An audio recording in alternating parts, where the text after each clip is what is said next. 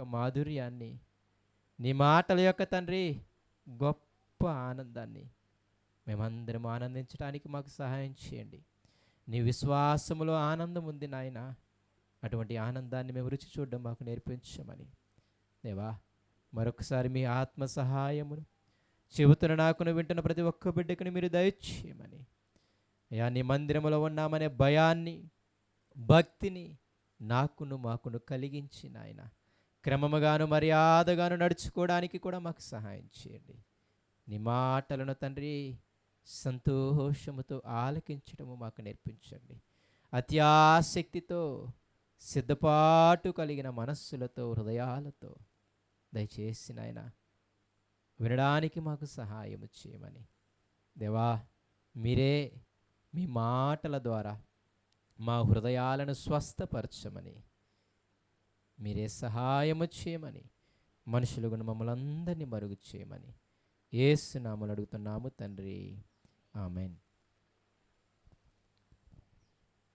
మరొకసారి కూడి వచ్చిన మీ అందరికీ కూడా మన రక్షకుడు ప్రభువైన యేసుక్రీస్తు వారి పేరిట నా హృదయపూర్వక నిండు వందనాలు. అందరినీ చూడటం సంతోషం.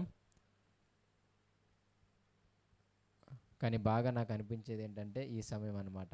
ఏ చర్చి అయినా 4:30 నుండి 7 జరిగితే బాగుంటుందేమో అనిపిస్తుంది, ప్రశాంతంగా ఉంటుందేమో అనిపిస్తుంది.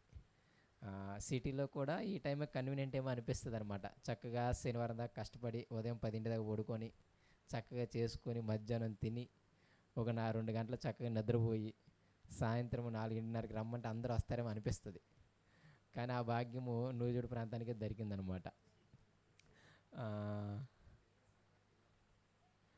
అలా ఏం కాదు, కానీ మరి ఈ టైం నాకు చాలా ఫ్లెక్సిబుల్ అనిపిస్తుంది. మరి మీకు ఎలా అనిపిస్తుంది తెలియదులే, కానీ ఇక్కడ ఉన్నప్పుడు కూడా చాలా ఆహ్లాదకరమైన వాతావరణం అనిపిస్తుంది. దేవుడు నిజంగా ఎందుకు చెప్తున్నానంటే దేవుడికి థ్యాంక్స్ చెప్పాలనిపించి చెప్తున్నాను అనమాట. ఒక మంచి వాతావరణాన్ని, మంచి స్థితిని చక్కగా వినగలిగే అంత మీకు కూడా మంచి ఫ్రీడమ్ ఇచ్చినట్టున్నాడు. చక్కగా మీ ఇష్టం వచ్చినట్టు కూర్చోవచ్చు అనమాట. ఓకేనా, ఇబ్బంది ఏం లేదు, ఇరుకిరుగ్గా ఏమి లేకుండా ప్రశాంతంగా ఉన్నారు. ఇంకా బయట చేరేసుకుని కూర్చుని అంటే మీరు చక్కగా వింటారేమో బాగా. కానీ దేవునికి నిజంగా ఎంతో కృతజ్ఞతలు తెలియజేయబద్ధులమై ఉన్నాం మనం. సరే, ఈ వారం నుండి మీకు బల్ల గురించి చెప్తానన్నాను. కాకపోతే ఎబ్రీ పత్రికలు అది కంప్లీట్ చేయలేదు ఒక విషయాన్ని, అది చేస్తాను. కానీ బల్ల గురించి మనం మాట్లాడుకునే ముందు వచ్చే వారము బల్ల గురించి మాట్లాడుకుంటాం. అయితే దానికి మీకు ముందుగా కొన్ని విషయాలు ధ్యానించుకొని రావడానికి ప్రయత్నం చేయండి. యేసుక్రీస్తు మరణం, ఆయన ఏమంటాము అంటే పస్కా బలిపశువు అంటాం. ఏమంటాం? పస్కా బలిపశువు అంటాం అన్నమాట. కాబట్టి అసలు పస్కా పండుగని పాత నిబంధనలో ఏం చేసేవాళ్ళు అంటే ఆచరించేవాళ్ళు. కొంచెం మీరు చదువుకొని రావాలని ఇది జ్ఞాపకం చేస్తున్నాను అనమాట. సరేనా? పస్కా పండుగ యేసయ్యని ఏమంటాము అంటే పస్కా బలిపశువు అని అంటాం. అంటే పస్కా పండుగ జరిగేటప్పుడు అది ఒక 7 రోజుల పండుగ. ఆ పండుగను ఆచరించేటప్పుడు పస్కా బలిపశువుగా గొర్రెపిల్లని వధించి దాంతో తిని తర్వాత 7 రోజులు దేవునికి పండుగ ఆచరించటము, అసలు ఆ పండుగలో ఏమి జ్ఞాపకం చేసుకోవాలో దేవుడు చెప్పటము, ఇవన్నీ జరిగాయి. ఎందుకు ఈ మాట అంటున్నాను అంటే యేసయ్య ఏమన్నాడు అంటే బల్ల కార్యక్రమాన్ని చేసేటప్పుడల్లా నన్ను జ్ఞాపకము చేసుకొనుడి అనే ఒక మాట అక్కడ ప్రాముఖ్యమైన మాట. ఏమి జ్ఞాపకం చేసుకోవాలి? ఆయన్ని ఏమని జ్ఞాపకం చేసుకోవాలి? అసలు పస్కా పండుగ చేసేటప్పుడు ఇజ్రాయేలులు ఏమి జ్ఞాపకం చేసుకోమన్నాడు దేవుడు? దాన్ని దీన్ని రెండు కూడా కనెక్టెడ్ వేలోనే ఉంటాయి. మీకు పస్కా పండుగ సరిగ్గా అర్థమైతేనే యేసయ్య త్యాగం కూడా మీకు అర్థమవుతుంది. యేసయ్య కూడా కరెక్ట్గా పస్కా బలి పశువుని ఏ రోజైతే చంపివేస్తారో ఆ రోజు యేసయ్యను కూడా చంపివేశారనమాట పస్కా బలి పశువుగా. కాబట్టి ఎందుకు ఈ మాటలు చెబుతున్నాను అంటే ఇంటికాడ మరీ ఎక్కువ ఖాళీగా ఉండకుండా కొంచెము అసలు పస్కా పండుగ ఏంటి, ఏం చేసేవాళ్ళు ఇజ్రాయేలీలు, ఎందుకు అది దేవుడు పెట్టాడు, అసలు జ్ఞాపకం చేసుకోవడం అంటే ఏంటి, యేసయ్య శరీరాన్ని రక్తాన్ని తిని త్రాగుతున్నప్పుడు నా గురించి జ్ఞాపకం చేసుకోమన్నాడు కదా, అసలు ఆయన జ్ఞాపకం చేసుకోవడం అంటే ఏంటి మొదటిది. రెండవది, ఇదిగో ఆ కార్యక్రమం చేసినప్పుడల్లా ఆయన మరణమును ప్రచురించుదురు అనే మాట అన్నారు కదా. అసలు ఆయన నామాన్ని ప్రచురించడం అంటే ఏంటి అనే ఒక రెండో విషయాన్ని, మూడో విషయం అక్కడ ఏంటంటే అయోగ్యముగా ఎవరు కూడా చేతులు వేయొద్దు. ఇదంతా 1 కొరింథీ పత్రికలో బల్ల గురించి మాట్లాడుతున్నాను. జ్ఞాపకం చేసుకోవటం, ఆయన్ని ప్రచురించటం, ఆయన మరణాన్ని ప్రచురించటం. మూడో మాట ఏంటంటే అయోగ్యముగా మీరు చేతులు వేయొద్దు అంటాడనమాట. అయోగ్యంగా చేతులు వేయడం అంటే ఏంటి? అయోగ్యంగా చేతులు వేస్తే ఏమొస్తుంది అనే ఈ 3 పదాలను కూడా ఆలోచించడానికి ప్రయత్నం చేయండి. కాబట్టి బలను తీసుకునేటప్పుడు ఈ 3 మనందరూ జ్ఞాపకం పెట్టుకోవాలి. యేసయ్యని జ్ఞాపకం చేసుకోవడం అంటే ఏంటి? అసలు ఏం జ్ఞాపకం తెచ్చుకోవాలి? ఏమేమి జ్ఞాపకం తెచ్చుకోవాలి అనే ఒక విషయాన్ని ఆలోచించండి. తర్వాత ఆయన మరణాన్ని ప్రచురించటం అంటే ఏంటి అనే ఒక విషయాన్ని ఆలోచించండి. అయోగ్యముగా చేతులు వేయడం అంటే అనే విషయాన్ని కూడా ఆలోచించండి. అయోగ్యముగా చేతులు వేయడం అనేది పర్టికులర్గా ఆ పత్రికలో నుండి ఆలోచించండి. ఎందుకంటే ఆ కొరింథీ సంఘములో ఎందుకు అయోగ్యంగా చేతులు వేశారు, ఆ కొరింథీ సంఘ పరిస్థితుల్లో అయోగ్యంగా ఎలా చేతులు వేశారు, ఆ సంఘం ఎలా అయోగ్యంగా బలను తీసుకుంది, అది కూడా మీరు ఆలోచించాలి. అర్థమవుతుందా? ఆ మాటలు మాట్లాడింది కొరింథీ సంఘముతో. అయోగ్యంగా చేతులు వేసింది వాళ్ళే. ఏ ఫిలిప్పీ సంఘం, ఏ ఎఫెసీ సంఘం అయోగ్యంగా చేతులు వేయలేదు. అందుకే వాళ్ళతో ఏం చెప్పలేదు. అసలు కొరింథీ సంఘం ఏం చేసి అయోగ్యంగా చేతులు వేసింది? అవన్నీ తెలుసుకుంటే మనం ఈరోజు ఓహో నేను ఇవి చేయకుండా యోగ్యంగా పాల్గొనాలి అని, ఓహో నేను ఇవన్నీ జ్ఞాపకం తెచ్చుకోవాలి అని, ఓహో యేసయ్య మరణాన్ని ప్రచురించడం అంటే ఇది అని, అసలు పస్కా బలిపశువు యేసయ్య ఎలా అయ్యాడు అని, అసలు ఆ పస్కా పండుగ దేవుడు ఎందుకు పెట్టాడు అని, ఇవన్నీ కూడా కొంచెము మీరు జ్ఞాపకం తెచ్చుకోవడానికి ప్రయత్నం చేయండి. యూట్యూబ్లో కొడితే 2 నిమిషాలు వచ్చేస్తుంది అనమాట వీడియో. ఒక 5 నిమిషాలు మీరు వింటే మొత్తం చరిత్ర వాళ్ళే చెబుతారు మీరు కష్టపడకుండా. కాబట్టి పస్కా పండుగ గురించి, పస్కా బలిపశువు గురించి, వీటన్నిటి గురించి కూడా కొంచెం ఆలోచించండి. ఎందుకు నేను ఇది ఇలా చెబుతున్నాను అంటే బైబిల్ కూడా అంత కనెక్టెడ్ వేలోనే ఉంటుంది. మన మీద అక్కడ ఇక్కడ కలపడానికి ఇదేమి బైబిల్ కూడా ఒక సబ్జెక్ట్ లాగే ఎలా ఉంటుంది అంటే న్యూటన్ లాసి మనం చదువుతాం, అవునా కదా? అది చదివితే 7th క్లాస్లో ఉంటుంది, 4th క్లాస్లో ఉంటుంది, 10th క్లాస్లో ఉంటుంది, ఇంటర్మీడియట్లో ఉంటుంది అనమాట న్యూటన్ లాస్, అవునా కదా? మ్యాక్సిమం ఒక 3-4 సార్లు చదువు ఉంటాం వాటిని. 7th క్లాస్లో న్యూటన్ లా అంటే ఒక స్టేట్మెంట్ ఉంటుంది. 10th క్లాస్కి వచ్చేసరికి కొంచెం విపులకరంగా ఉంటుంది. తర్వాత ఇంటర్మీడియట్ ఆ స్టేజ్కి వచ్చేసరికి దాని ఈక్వేషన్ కూడా చేయటము, ఇవన్నీ కూడా ఇంకొంచెము ఏముంటుంది, దాన్ని ఏమంటారంటే ఎక్కువ ఇన్ఫర్మేషన్ ఉంటుంది అనమాట. ఈ ఒకేసారి ఎక్కువ ఇన్ఫర్మేషన్ ఇస్తే చచ్చిపోతారని ముందు నుండి వాళ్ళకి ఏం చేస్తారు, అలవాటు చేస్తారు. నాకు తెలిసిందే న్యూటన్లా, తెలియందేం కాదు అని మనసులో ముందు ఆ యొక్క హృదయం వచ్చిందనుకోండి, ఎంత పెద్దదన్నా చదివేస్తాం. అప్పటికప్పుడు ఇది కొత్తదాన్ని పెట్టామనుకోండి చచ్చిపోతాం ముందు. కాబట్టి అలాగా ప్రతిదీ కూడా కనెక్టెడ్ వేలోనే బైబిల్ కూడా అంటే మనము వినడంలో లేకపోతే చెప్పడంలో లోపం తప్ప బైబిల్ కూడా ప్రతిదీ కూడా కనెక్షనే. అందుకే మీరు చూడండి, చాలా నేను మ్యాక్సిమం ప్రసంగాలు కొన్ని నెలలుగా ఎలా చెబుతున్నాను అంటే అధ్యాయాలుగానే చెబుతున్నాను, పేరాలుగానే చెబుతున్నాను. ఎందుకు అలా చెప్పడానికి ఎక్కువ ప్రయత్నిస్తున్నాను అంటే ఎక్కువ పేజీలు మిమ్మల్ని తిప్పించకుండా మీకు బైబిల్ చదవడం అర్థం అవ్వాలి. బైబిల్ అలాగ చదివితేనే ఎక్కువ భావం తెలుస్తుంది. బైబిల్ అలా వింటేనే ఆ యొక్క సేవకుని యొక్క వేదన అర్థమవుతుంది, ఆ యొక్క దేవుడి యొక్క ఉద్దేశం అర్థమవుతుంది. అక్కడ ఇక్కడ అక్కడో ముక్క అనేది అంత మంచి పద్ధతి కాదు. ఒక టాపిక్ తీసుకున్నప్పుడు అలా చేస్తాం తప్ప, ఓకే ప్రార్థన గురించి మాట్లాడాలనుకోండి అక్కడొకటి ఇక్కడొకటి తీసుకుంటాం, కానీ సందర్భం మళ్ళీ ఒకటే అయి ఉండాలి. లేకపోతే కలిపి చెరిపే వాళ్ళలో మనం కూడా ఉంటాం. కాబట్టి ఎందుకు నేను అలాగ ఒక అధ్యాయాన్ని తీసుకొని దాన్ని ఒక 2-3 వారాలు చెప్పడానికి ఎందుకు అంత చెబుతున్నాను అంటే, పైది కిందది మీరు అర్థం చేసుకుంటూ ఆ యొక్క భావాన్ని మీరు అర్థం చేసుకోవాలన్నది నా ఉద్దేశం.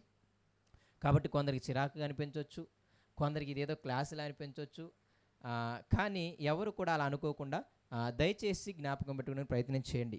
నేను ఎలా చెప్పినా సరే కంపల్సరీగా మీకు ఆత్మీయంగానే చెబుతాను. సండే పక్కాగా ఆత్మీయంగానే చెబుతాను. కంపల్సరీ మనం ఏదో ఒకటి నేర్చుకుని వెళ్ళే విధంగానే చెబుతామన్నమాట. కాబట్టి అది మీరు కొంచెము చదువుకొని రండి. కంపల్సరీగా వచ్చే వారం మనం బల్ల గురించే మాట్లాడుకుందాం. మీ ఇంక మాట తప్పనేమి, సరేనా? అందరం కూడా హెబ్రీ పత్రిక వద్దాం, 10వ అధ్యాయం వద్దాం. గత వారం మనం మాట్లాడుకున్నది మీకు జ్ఞాపకం ఉందేమో. దేవుని యొక్క ఉద్దేశం ఏంటి అంటే 10వ అధ్యాయము 19వ వచనం నుండి కూడా మనం ఎంతవరకు ధ్యానించుకున్నాం?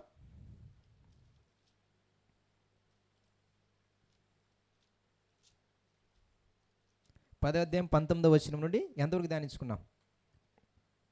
31 జీవము గల దేవుని చేతిలో పడుట భయంకరం అని అంతవరకు చదువుకున్నాం.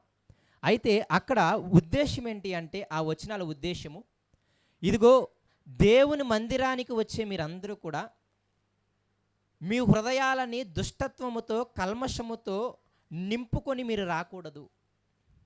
మీరు సాతాను యొక్క ఆ దుష్ట హృదయాన్ని మీరందరూ కూడా తగిలించుకొని రాకూడదు. మరి ఎలాంటి హృదయాలతో రావాలి అంటే, ప్రోక్షింపబడిన హృదయాలు. అంటే మీ హృదయాలను యేసు రక్తములో కడుగుకొని పరిశుద్ధపరుచుకొని, మీ శరీరాలను యేసు రక్తములో కడుగుకొని ఉదకమనే స్నానము చేసి, అలాగా మీ హృదయాన్ని మీ శరీరాన్ని పరిశుద్ధంగా ఉంచుకొని దేవుని మందిరానికి రావాలి అన్నది ఆయన కాన్సెప్ట్ అన్నమాట. అర్థమవుతుందా? మనందరికీ దేవుని మందిరములో కూడుకునే అవకాశం వచ్చింది. దేవుని మందిరములో దేవుని పిల్లలతో కలిసి మనము కూడా కుమారునిగా కుమార్తెగా అయ్యే భాగ్యం వచ్చింది. ఇదిగో ఈ భాగ్యము అంత ఈజీగా రాలేదయ్యా. ఇంతకుముందు మీ జీవితాలు చాలా దారుణమైన జీవితాలు, మీ బ్రతుకులు చాలా దారుణమైన బ్రతుకులు. అందుకే మీకు ఒక పోలిక చెప్పాను మొన్న. అంతకుముందు మీరు అన్యజనులు, పరజనులు, మీరు నిరీక్షణ లేనివారు, మీకు దేవుడు లేనివారుగా బ్రతుకుతున్నవారు. ఇదిగో సున్నతి చేయబడిన వారి చేత సున్నతి లేనివారు పాపాత్ములు, వీళ్ళతో కలిసి తినకూడదు, వీళ్ళతో కలిసి భోజనం చేయకూడదు, వీళ్ళ ఇంటికి వెళ్ళకూడదు, వీళ్ళని మన ఇంటిలోనికి రాకూడదు, వీళ్ళు పాపాత్ములు. కాబట్టి మనందరము కూడుకుని ఈ పరిశుద్ధ స్థలములోనికి వాళ్ళని రానివ్వకూడదు. మనము కూడుకొని ప్రార్థించే ఈ ఆలయంలోనికి వాళ్ళని రానియకూడదు అని చెప్పి, ఇదిగో ఈ పరిశుద్ధ స్థలములో, ఈ అతి పరిశుద్ధ స్థలములో, ఈవెన్ ఆ ఆవరణములో కూడా అన్యులు వచ్చేవాళ్ళు కాదు. ఈ ఒక్క మాట చెప్పి నేను ముందుకు వెళ్ళిపోతాను. పాత నిబంధన కాలంలో సొలొమోను కట్టించిన దేవాలయం ఉంది కదా, ఆ దేవాలయాన్ని మీకు ఇంతకుముందు చెప్పాను నేను. ఇది అతి పరిశుద్ధ స్థలంగా, అది పరిశుద్ధ స్థలంగా.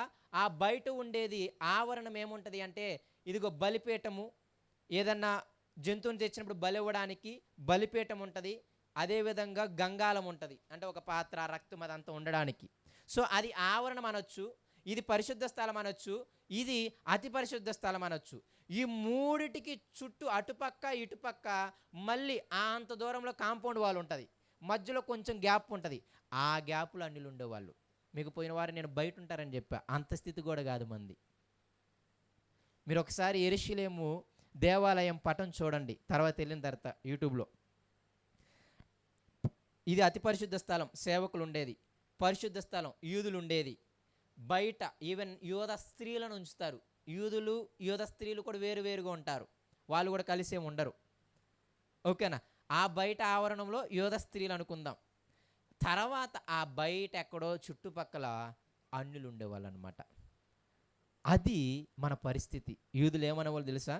వాళ్ళు పాపాత్ములు, వాళ్ళు సున్నతి లేనోళ్ళు, ఇది పరిశుద్ధ స్థలం, దీనిలోనికి రాకూడదు, ఈ దేవుడు మన దేవుడు మాత్రమే, ఆయన చేసిన వాగ్దానాలు మానవి మాత్రమే అనేవాళ్ళు అనమాట. అందుకే మనం ఎటువంటి వాళ్ళం అంటే వాగ్దానాలు లేని వారం అన్నాడు పౌలు. మనకు వాగ్దానాలు లేవు, మనకు నిరీక్షణ లేదు, మనకు దేవుడు లేడు, మనం పరజనులం, పరదేశులం. అటువంటి దౌర్భాగ్యమైన స్థితి నుండి మందిరములోకి ఆయన పిల్లలతో సమాన వారసులు, ఆయన పిల్లలతో సమాన హక్కులు కలిగే స్థితి నీకు నాకు వచ్చిందయ్యా. ఎలా వచ్చిందంటే యేసయ్య శరీరము ద్వారా, ఆయన రక్తము ద్వారా మనకు పరిశుద్ధ స్థలంలోనికి వచ్చే అవకాశం వచ్చింది. ఆయన ఏర్పరిచిన మార్గం ఇది. ఈ మార్గం జీవం కలిగిన మార్గం, ఈ మార్గం నూతనమైన మార్గం. కాబట్టి ఇంత శ్రమపడితే కుక్కల్లాంటి మీకు కుమారులుగా చూసే అవకాశం వచ్చింది. మందిరములో ఇదిగో వాళ్ళతో పాటు మీరు కూడా సమాన వారసులయ్యే అవకాశం వచ్చింది.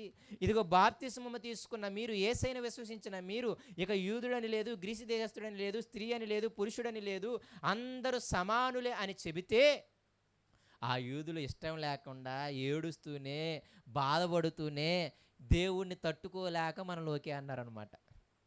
అర్థమవుతుందా? ఎంతైనా చిన్నోళ్ళని మనతో కలుపుకోవాలంటే కష్టమే, అంతేనే కదా? సమఉజ్జీల్ని కలుపుకోగలం కానీ ఇప్పుడు దాకా మనకంటే తక్కువ ఉన్న వాళ్ళని మనతో కలుపుకోవాలంటే కష్టమే, అంత ఈజీ ఏం కాదు. పేతురును కూడా అడ్డుపెట్టారు.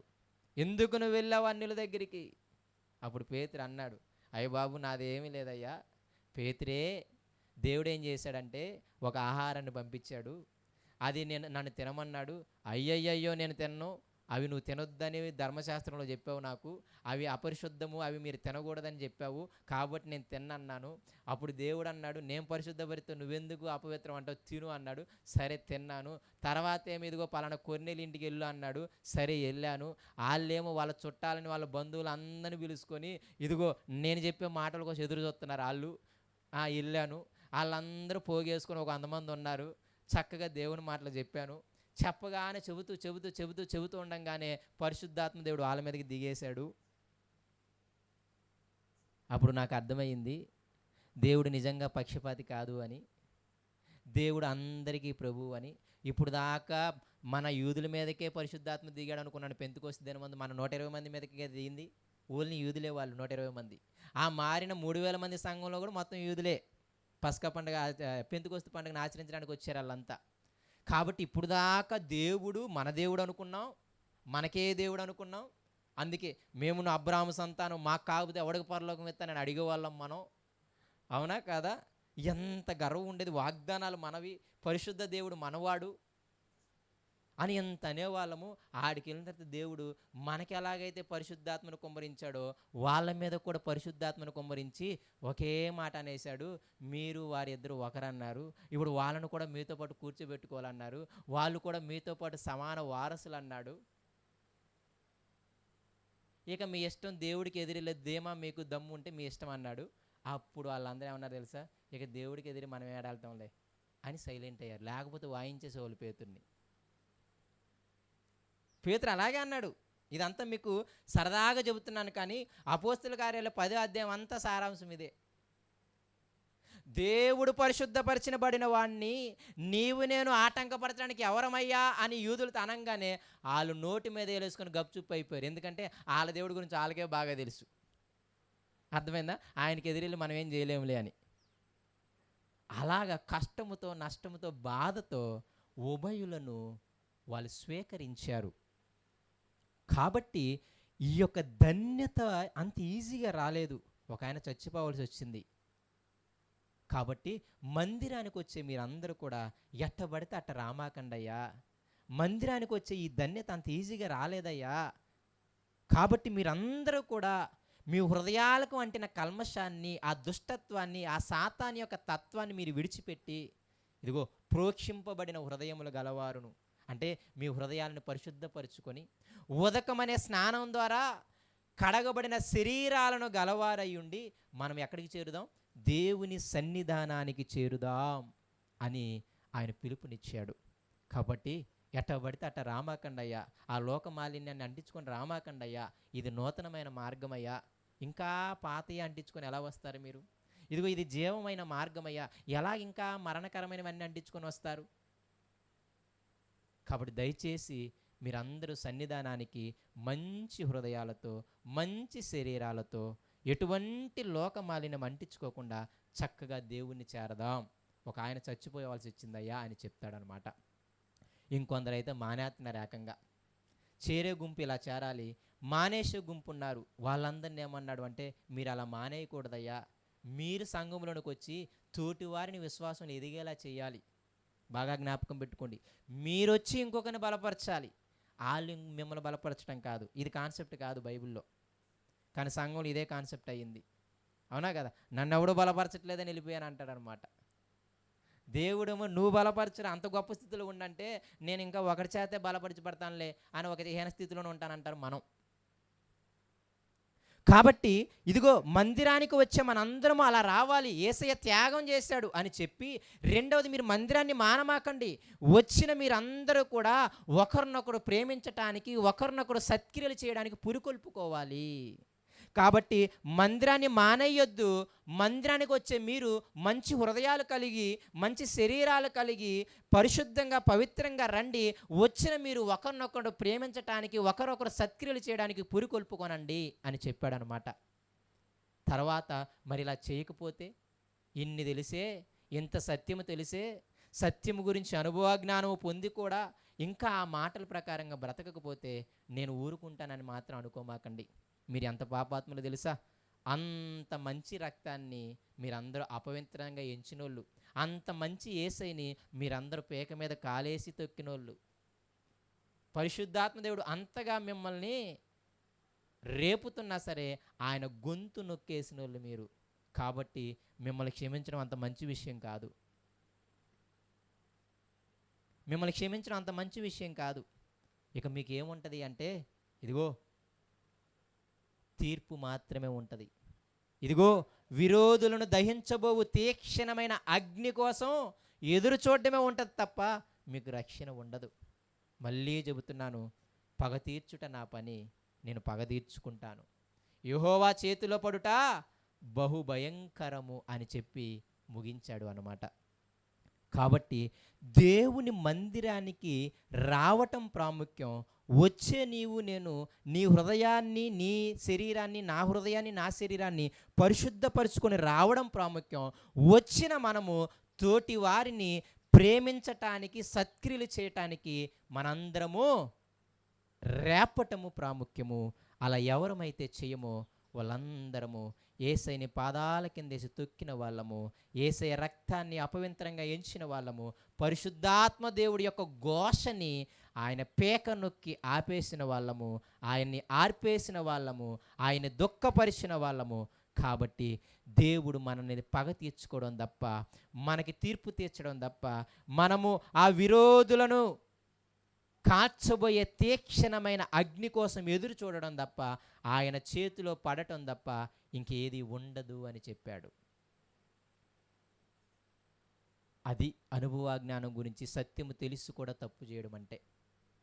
యేసయ్య మరణం తెలుసు, యేసయ్య త్యాగం తెలుసు, మందిరానికి రావాలని తెలుసు, వచ్చే మనం ఎలా రావాలో తెలుసు, వచ్చిన మనం ఏం చేయాలో తెలుసు. ఎవరికి తెలియకుండా ఏం లేదు. కాబట్టి దయచేసి ఆయన చేతిలో పడమాకండి అయ్యా అని చెప్పాడు. ఇవన్నీ కూడా ప్రేమపూర్వకంగానే చెబుతున్నాడు. ఎందుకు ప్రేమపూర్వకంగా చెప్తున్నాడో మీకు కింద వచ్చిన ఇప్పుడు చదివినప్పుడు మీకు అర్థమవుతుంది. ఇలా చెప్పి ఇంతకీ అంత దుస్థితి వాళ్ళకి ఎందుకు వచ్చింది? యేసుని విడిచిపెట్టేద్దామని అంత దుస్థితి ఎందుకు వచ్చింది? కొందరు మానుకున్నారు కదా, అవునా కదా, మందిరాన్ని మానుకున్నారు కదా. ఎందుకు మానేసుకున్నారు? వాళ్ళేమి నీలాగా నాలాగా శ్రమలు లేకేం మానేయలేదు. మనం ఏంటంటే అన్నీ బాగుంటే మానేస్తాం, అవునా కదా. కానీ వాళ్ళు అన్నీ బాగోక లేకపోతే మానేశారనమాట. కింద చెబుతాడు, ఈ హెబ్రీ యొక్క పత్రిక మీరు చదివినప్పుడు హెబ్రీలు మనందరం ఆలోచిస్తే వాళ్ళంతా యూదులు. అర్థమవుతుందా? అందరూ ఎవరు? యూదులు. ఇప్పుడు వీళ్ళందరూ ఏం చేశారు అంటే, యూదులకు ఒక్కసారి యేసయ్యని ప్రకటించేసరికి వాళ్ళందరూ యేసయ్యని స్వీకరించారు. అప్పుడు ఆ యోధా మతంలో ఉన్న వాళ్ళందరూ వాళ్ళని ఇబ్బంది పెట్టడం మొదలెట్టేశారు. అర్థమవుతుందా? వీళ్ళ శ్రమ మీకు అర్థమవ్వాలి. హెబ్రీలు అనగానే యూదులు అన్నమాట, అవునా కదా. ఈ యూదుల గురించి మీరు ఆలోచించినప్పుడు హెబ్రీయులు అనే పదము మీరు ఆలోచిస్తే, నేను చాలా చెప్పాను, ఒక సేవకుడి ద్వారా వినే నేను చెప్తున్నాను. నా సొంత మాటలు ఏం కాదు, నేను అంత జ్ఞానవంతునేం కాదు. మీకు చెప్పేవన్నీ కూడా నేను చదివి విని చెప్పేవే, అవునా. ప్రవీణ్ పాడగలరు మంచిగా ఒప్పుకుంటారనమాట ఆ విషయం. ఇదిగో మీరందరూ నాకంటే పెద్దోళ్ళు, మీరు నాకంటే ఏ జ్ఞానంలో తెలివైన వాళ్ళు. నేనేం చేస్తున్నానంటే మీకు తెలిసినవి ఇక్కడ నిల్చొని వల్లి వేస్తున్నాను అంటాడనమాట. చాలా తెలివైన ఆయన. నిజంగానే చరిత్రలో పెద్దోళ్ళు రాసినటువంటి, మన ముందు దైవజనులు నీతిగా బతికి మంచిగా పరిచర్య చేసిన వాళ్ళు కష్టపడి రాసిన బుక్స్, వారు కష్టపడి చెప్పిన ప్రసంగాలు, వారి యొక్క కష్టాన్ని, వాళ్ళ జీవిత కష్టాన్ని మేము ఒక 5 నిమిషాల్లో చదివి మీకు చెబుతున్నాం. వాళ్ళు ఎంతో శ్రమ పడతారు, ఎంతో కష్టపడతారు. వాళ్ళు ప్రతి హిస్టరీని చేయాలి అంటే ప్రతి ఊరికి వెళ్ళాలి, అక్కడికి వెళ్ళి తెలుసుకోవాలి, అక్కడ ప్రజలను అడగాలి అది నిజమేనా ఇది కాదా అని. వాళ్ళంతా పోగు చేసి ఇస్తే మనం ఈజీగా చదువుకుంటాం అన్నమాట. అర్థమవుతుందా? కాబట్టి వాళ్ళ జీవితం అంతా పణంగా పెట్టి మనకి ఇటువంటి ప్రసంగాలు ఇస్తే, అటువంటి బుక్స్ రాస్తే వాటిని చదివి మాత్రమే మేము చెబుతున్నాం ఒక అరగంట కష్టపడి. కాబట్టి ఎందుకు ఈ మాటలు మీకు చెబుతున్నాను అంటే, హెబ్రీయుడు అని మొదట ఎవరు అనబడ్డారు అంటే అబ్రహాముని అన్నాడంట హెబ్రీయుడు అని. అర్థమవుతుందా? హెబ్రీయుడు అని ఎవరిని అన్నారు? అబ్రహాముని అన్నాడు. ఎందుకు హెబ్రీయుడు అంటే అర్థం ఏంటంట? నది దాటినవాడు అని అర్థం అంట. జ్ఞాపకం పెట్టుకుంటే ఇబ్బంది ఏం కాదు, మంచిది ఉపయోగపడతాయి తర్వాత. హెబ్రీయుడు అంటే నది దాటినవాడు అని అర్థం అంట. ఇదిగో అబ్రాహామును దేవుడు పిలిచినప్పుడు ఆ యూఫ్రటీస్ నదిని దాటి వచ్చాడు అంట అబ్రాహాము. కాబట్టి అబ్రాహాముకు దేవుడు హెబ్రీయుడు అని పేరు పెట్టాడంట, నది దాటి వచ్చినవాడు అని. సో ఆయన సంతానాన్ని మనము హెబ్రీయులు అనడం మొదలుపెట్టాం. అందుకే మీకు చెప్పాను, నిర్గమాకాండంలో ఐగుప్తులో ఆ మంత్రసానులు హెబ్రీ స్త్రీలు ఎలా ఉన్నారన్నారు? చాలా చురుకుగా ఉన్నారు అన్నారు. అంటే అబ్రాహాము సంతానం ఇస్సాకు, ఇస్సాకు సంతానము యాకోబు, యాకోబు సంతానము 12 మంది ఇజ్రాయేలీలు. ఆ 12 మంది ఇజ్రాయేలీల్లో ఒక ఇద్దరు యూదులు, బెన్యామీను, వీళ్ళిద్దరిని కలిపి యూదులు అన్నాం. అంటే నేను ఎందుకు ఈ మాట చెబుతున్నానంటే, ఇజ్రాయేలీలన్నా యూదులన్నా హెబ్రీలన్నా అందరూ ఒకరే. ఈ మాట చెప్పడానికి ఇదంతా చెప్పా. హెబ్రీలు అనగానే వీళ్ళెవరు, ఇజ్రాయెల్ అనగానే వీళ్ళెవరు, యూదులు అనగానే వీళ్ళెవరు అని మీరు ఆలోచించాల్సిన అవసరం లేదు. అందరూ ఎవరు? ఒకరే. యూదులన్నా ఇజ్రాయేలీలన్నా హెబ్రీలన్నా ఒకరే అని జ్ఞాపకం పెట్టుకోండి. అయితే ఈ యొక్క హెబ్రీ సంఘానికి పాపం వీళ్ళు యోధా మతంలో ఉన్నవారు కదా, సడన్గా ఇప్పుడు యేసయ్యను యేసయ్య సువార్త విని యేసయ్య మార్గం శ్రేష్టమైన మార్గం అని ఎరిగి, ఇదిగో యేసయ్య సజీవుడైన దేవుడని ఎరిగి, ఆయన నిజమైన దేవుని కుమారుడని ఎరిగి ఆయన వెంబడించడం ప్రారంభించారు. అయితే మొట్టమొదటి ప్రాబ్లం ఎక్కడొచ్చింది అంటే వాళ్ళ సొంత అయినటువంటి యోధా మతస్థులతోనే వచ్చింది. మా మతంలో నుండి మీరు వెళ్ళిపోతారా, మా నిష్టలో నుండి మీరు వెళ్ళిపోతారా అని వాళ్ళు ఇబ్బంది పెట్టడం మొదలెట్టారు. ఇది మతపరమైన ఇబ్బంది. ఇంకొక ఇబ్బంది ఉంది వాళ్ళకి, ఏంటి అంటే రాజకీయపరమైన ఇబ్బంది. అన్ని జ్ఞాపకం పెట్టుకోవాలి సుమా. రాజకీయ పరంగా ఎవరున్నారని అప్పటికి రోమా వాళ్ళు ఉన్నారు. అటు రోమన్లు కూడా బాగా ఇబ్బంది పెడుతున్నారు యేసయ్యను నమ్ముకున్న వారిని, ఆ ఇటలీ దేశం నుండి తోలేస్తున్నారు. అటు మతపరంగా సొంత వాళ్ళు ఇబ్బంది పెడుతున్నారు యేసయ్యను వెంబడిస్తున్నందుకు, అటు రాజకీయంగా కూడా ఇబ్బంది పెడుతున్నారు. ఆ సేవకుడు మంచిగా అంటాడు, ఇప్పుడు కూడా అదే జరుగుతుంది, అవునా కదా? మతపరంగా ఉన్న వాళ్ళే ఇబ్బంది పెడతారు క్రీస్తుని నమ్ముకున్న వాళ్ళు. అది ఏ మతం అన్నా అవ్వచ్చు, యోధ మతం అవ్వచ్చు, అన్ని మతం అవ్వచ్చు, ఏదైనా అవ్వచ్చు. నెక్స్ట్ రాజకీయంగా ఉన్న వాళ్ళే ఇబ్బంది పెడతారు క్రైస్తవులు, అంతేనే కదా? కాబట్టి ఇదేదో మీకు ఒక్కరికి నాకొక్కరికే జరుగుతుంది కాదులే, కానీ ఇది ప్రారంభం నుండి ఉందే. కాబట్టి భూమి కింద ఏం కొత్తగా ఏం లేదు. మీకు ఇప్పుడు ఏమో అనుకున్నామ్మో ఇంత వివక్ష నేను ఎక్కడా చూడట్లేదు అనుకోమాకండి. ఇది వాక్యం చెప్పే సేవకుడు ఏమంటాడు అంటే, ఆదిమ సంఘంతో పోల్చుకున్న కష్టాలు పోల్చుకుంటే, వాళ్ళని చంపిన విధానాలు పోల్చుకుంటే అసలు మనం పైసాకు కూడా పని చేయమంటాడు అనమాట. వాళ్ళని చంపిన విధానాలు మీకు ఇంతకుముందు చాలా చెప్పాను నేను. మైదానాల్లో వదిలేసి, క్రికెట్ స్టేడియంలో వదిలేసి, సింహాలను వదిలేస్తే తినేసేయి వాళ్ళని, దాన్ని ఆటగా చూసేవాళ్ళు.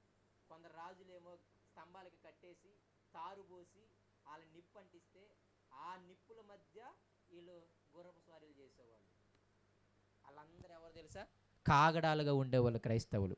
ఆ శ్రమలన్నీ పోల్చుకుంటే మనము అసలు పెద్ద శ్రమ కాదు అని అంటాడనమాట. అయితే నేను ఎందుకు చెబుతున్నానంటే, వాళ్ళు ఏదో మందిరం మానేశారు కదా, ఇదిగో మీరు మంచి హృదయాలతో పౌలు రమ్మంటున్నాడు కాదని వాళ్ళని తిట్టడం లేదు. అక్కడ వాళ్ళ బాధను కూడా అర్థం చేసుకుంటున్నాడు ఆయన. వాళ్ళ బాధను అర్థం చేసుకుని మీరు నిజంగానే శ్రమలు అనుభవిస్తున్నారు, నేను కాదు అనటం లేదు. కానీ శ్రమలు అనుభవిస్తున్నారు కదా అని చెప్పి మీరు వెనకంజ వేయడము మాత్రం సబబు కాదు అని చాలా టోన్ తగ్గించి మాట్లాడతాడు ఇక్కడ నుండి. అందుకే నేను కూడా చాలా టోన్ తగ్గించి మాట్లాడుతున్నా. మీరు బతకట్లేదు, మీరు అలా చేయట్లేదు అని నేను అనను. వాళ్ళ శ్రమని మీరు అర్థం చేసుకోండి. అటు సొంత మతం వారు ఇబ్బంది పెడుతున్నారు, ఇటు రాజకీయ పరంగా ఉన్నటువంటి ఆ ఊరు యొక్క ఆ రోమా వాళ్ళు కూడా, రోమీయులు కూడా, ఆ రోమన్ చక్రవర్తులు కూడా వాళ్ళని చాలా ఇబ్బంది పెడుతున్నారు, చంపేస్తున్నారు, చాలా ఇబ్బందుల పాలు చేస్తున్నారు. వాళ్ళని ఎంత ఇబ్బందుల పాలు చేశారు అంటే ఒక 6 విషయాలు ఈ గ్రంథంలో మీకు కనపడతాయి. 10వ అధ్యాయము రండి ఒకసారి, 33, 34 వచనాలు చూడండి. వాళ్ళు ఎంత బాధపడ్డారో, వాళ్ళు ఎంత ఇబ్బంది పడ్డారో. 33వ వచనం, 10వ అధ్యాయం 33వ వచనం. ఒక విధముగా చూచితే మీరు నిందలను బాధలను అనుభవించుట చేత 10 మందిలో ఆరడబడితిరి. మరి ఒక విధముగా చూచితే వాటిని అనుభవించిన వారితో కూడా పాలువారైతిరి. వాళ్ళు ఒక 2 పడ్డారంట బాగా. ఏంటి తెలుసా? ఆరట పడడం అంటే ఎక్స్పోజ్ అవ్వడం, అంటే బయట వారికి తెలియటం. అర్థమవుతుందా? ఆరట పడడం అంటే అర్థం ఏంటి? ఎక్స్పోజ్ అవ్వటం, అందరికీ తెలియటం. నిజంగా వాళ్ళు యేసే కోసం నిందలు మొదటిది, రెండవది ఏంటి? బాధలు. అంతేనా? మీరు నిందలను బాధలను అనుభవించుట చేత 10 మందిలో ఇప్పటికే ఎక్స్పోజ్ అయిపోయారు. పాపం వాళ్ళని చాలా ముప్ప తెప్పలు పెడుతున్నారయ్యా యేసయ్యని నమ్ముకున్నందుకు. వాళ్ళని చాలా ఇబ్బంది పెడుతున్నారయ్యా యేసయ్యని నమ్ముకున్నందుకు. చాలా నిందలేస్తున్నారు వాళ్ళ మీద, చాలా బాధలు పెడుతున్నారు వాళ్ళని అని చెప్పి పాపం సమాజంలో కూడా చాలామందికి తెలిసిపోయిందంట. వాళ్ళని చూస్తే జాలి కూడా వేసింది అంట. అర్థమవుతుందా మీకు? వాళ్ళు మందిరం మానేయడానికి కారణాలు చెబుతున్నాను, యేసయ్యని విడిచిపెట్టడానికి కారణాలు చెబుతున్నాను. చాలా బాధలు, చాలా నిందలు వాళ్ళ మీద వేశారు అంట. ఇంకొక మాట ఏంటి అంటే, వాళ్ళు నిందలు పడ్డారు, వాళ్ళు బాధలు పడ్డారు. లేదంటే తమ తోటి సహోదరులు బాధలు నిందలు పడుతుంటే వీళ్ళు వారితో పాలువారయ్యారు. అర్థమవుతుందా? అయితే వాళ్ళే బాధలు అనుభవించారు, వాళ్ళే శ్రమలు అనుభవించారు, నిందలు అనుభవించారు. లేకపోతే తమ తోటి సహోదరులు యేసుని నమ్ముకున్నందుకు వాళ్ళని ఇబ్బంది పెట్టారు. అంతేనే కదా? వాళ్ళని చంపేశారు, నిన్ను నేను చంపలేదుగా, చాలా బాగున్నాం మనం. అంతేనే కదా? ప్రవీణ్ పడాలని చంపారు, నిన్ను నన్ను చంపుకుంటే బాగుండేది అనమాట. వాళ్ళ సాక్షులు వీళ్ళ సాక్షులుగా అన్నారు. పాపం ఇది ఆ పాస్టర్ గారు సువార్త పత్రిక ఇవ్వడానికి వెళ్ళినప్పుడు చంపల మీద కొట్టారు. పాపం ఆయన సట్టు చింపేశారు. అమ్మో ఆయన్ని చక్కగా చాలా ఇబ్బంది పెట్టారని మనం న్యూస్లో నేర్చుకున్నామే. అవునా కదా? ఆ స్థితిలో మనం లేవుగా. అందుకే ఆయన ఏమన్నాడంటే, కొంచెం పాలువారయ్యన్నా ఉండండి అయ్యా అని. మరి అలా దెబ్బలు తినకపోయినా మరి సుఖానికి అలవబడబడమనకండి. పాపం వాళ్ళకి ఆ దెబ్బల్లో పాలు పొందే అవకాశం అని వాళ్ళకి వచ్చిందంట. సరేలే నువ్వు చచ్చిపోయావు కదా, నీ పని నేను చేస్తానని పాలు పొందారు వాళ్ళు. మనం ఏం చేస్తాం? ఓ 3 నెలలు బాగా వాయించాం ప్రవీణ్ పాడాల గారిని, తర్వాత ఇప్పుడు మళ్ళీ కనపడరు. ఇంకొన్ని రోజులు గంటల గారు కనపడతారు, ఇంకొన్ని రోజుల తర్వాత మళ్ళీ ఆయన కూడా కనపడరు. సరే, అంటే మనల్ని చులకన చేయడం నా ఉద్దేశం కాదు, కానీ పాలివారం అవ్వాలి, వాళ్ళ పనిని మనం పుచ్చుకోవాలి.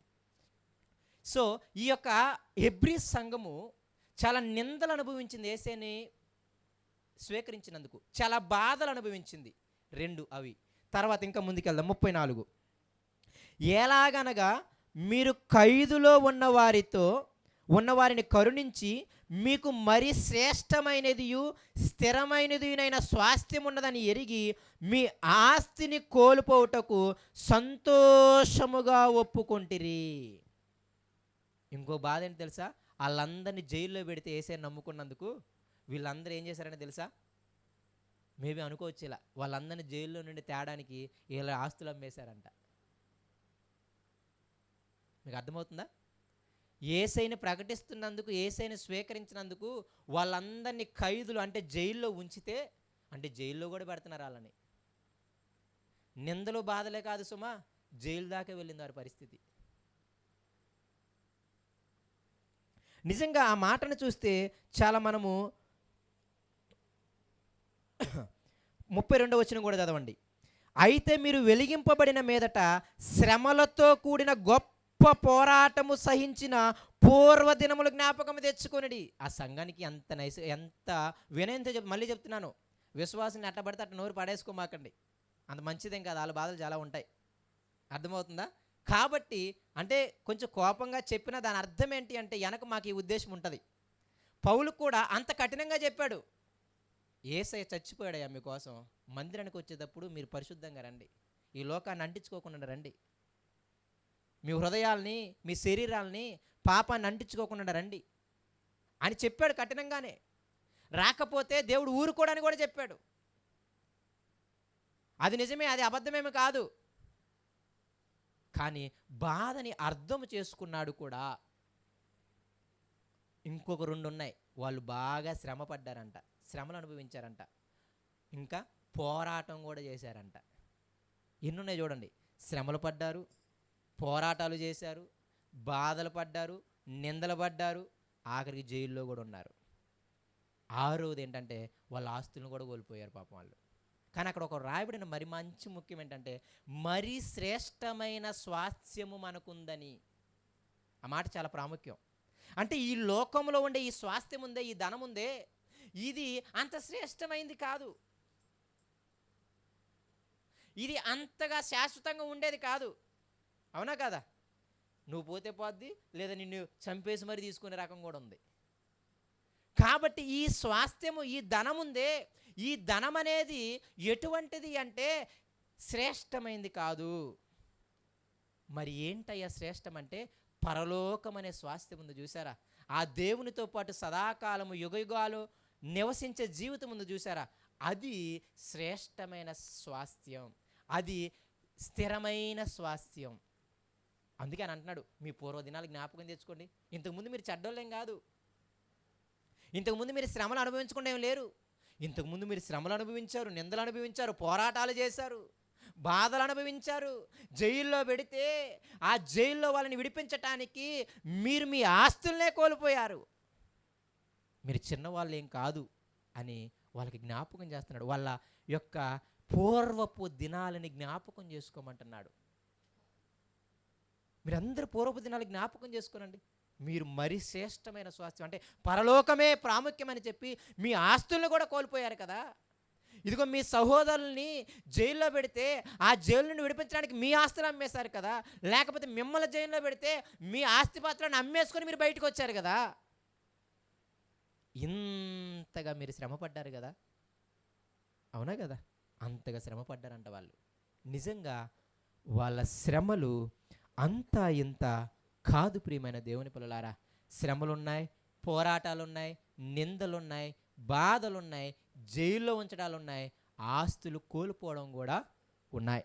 అప్పుడప్పుడు నేను ఎప్పుడో విన్నాను, చరిత్రలో యూదుల ఇళ్ళకి వెళ్ళి వాళ్ళని లెక్కలేసేవాళ్ళంట, మీ ఇంట్లో ఎంతమంది జనం ఉన్నారు అని. అప్పట్లో యూదుల ఇంటికి వెళ్ళి ఏమనేవాళ్ళు, మీ ఇంట్లో ఎంతమంది జనం ఉన్నారని లెక్కలేసేవాళ్ళంట. ఎందుకు లెక్కలేసేవాళ్ళు తెలుసా? వాళ్ళు ఎంతమంది పనులు చేస్తుంటే ప్రతి ఒక్కడి మీద ట్యాక్స్ చేయడానికంట. అంత దారుణంగా కూడా వ్యవహరించిన స్థితి ఉంది రోమా ప్రభుత్వం. ఇంట్లో ఎంతమంది పని చేస్తే అంతమంది మీద ట్యాక్స్ చేసేవాళ్ళంట. పన్ను వసూలు చేసేవాళ్ళు రోమాలు. దానికి తెలివిగా జనాభా లెక్కలని పేరు పెట్టేవాళ్ళు. యూదుల యొక్క నిజంగా వాళ్ళ ఆస్తిపాస్తులు కూడా ఎంతో తెలుసుకునే వాళ్ళంట. వాటిని జప్తు చేసేవారంట. ఎందుకంటే ఎక్కువ ఆస్తిపాస్తులు ఉంటే వాళ్ళని మనం ఏం చేయలేం. అవునా కదా? ఇప్పుడు ఈ ఆస్తి నాది అనుకోండి, 2 ఇల్లు నాయి అనుకోండి, ఎంతమంది వచ్చి గొడవ పెట్టినా తీసేసి తెచ్చంటే నీ ఎంట్రా బాబు నా ఇల్లు అంటామట. అంతేనే కదా? అదే పక్కింటి ఇల్లు అనుకోండి, అద్దిల్లు అనుకోండి, ఆ అద్దుని బెంబెలెత్తి ఇచ్చారనుకోండి, మనం వెళ్ళిపోవాల్సి వస్తుంది. కాబట్టి మీరు తెలుస్తలేదు, ఈ రకమైనటువంటి ప్రభుత్వాలు మనం ఇప్పుడు చూస్తున్నాం అనుకుంటున్నారు. మీరు అన్ని ఆస్తిపాస్తులు ఎంత ఉన్నాయో చూస్తున్నారు. మీరు మొన్న కూడా ఎప్పుడు తేలింది, ఆస్తులు ఎవరికి ఎక్కువ స్థలాలు ఉన్నాయంటే ఆర్సీఎం వాళ్ళకి ఎక్కువ స్థలాలు ఉన్నాయి గవర్నమెంట్ కంటే కూడా. మీకు తెలుసా ఆ విషయం? ఆర్సీఎం చర్చి వాళ్ళకి బొచ్చెడు స్థలాలు ఉన్నాయి, ఈవెన్ గవర్నమెంట్ స్థలాల కంటే కూడా ఎక్కువ.